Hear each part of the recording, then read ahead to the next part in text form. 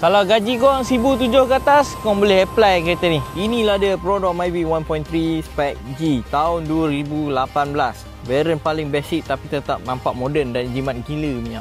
Myvi dekat company kami ni dah siap datang dengan lampu LED depan yang telah di custom guys. Dan juga design sporty dia memang cun teruk. Lepas tu kita dah siap belanja 16 inci rim by TE37. Dalam dia simple tapi luas. Ada aircon manual dan dia punya seat fabric memang lembut punya. Memang tak fancy tapi semua benda penting ada dekat kereta ni. Kalau korang nak kereta jimat, murah tapi masih nampak moden, Myvi 1.3 G ni pilihan paling selamat untuk korang. Lagi-lagi untuk student yang mana baru habis study. Myvi ni menggunakan enjin 1.3 liter dual VVT-i dan dia punya horsepower 94 horsepower dan 121 Nm of torque. Okay geng, Myvi ni bermula daripada harga 34,780 dan dia punya bulanan selama 8 tahun hanya 400 lebih saja guys.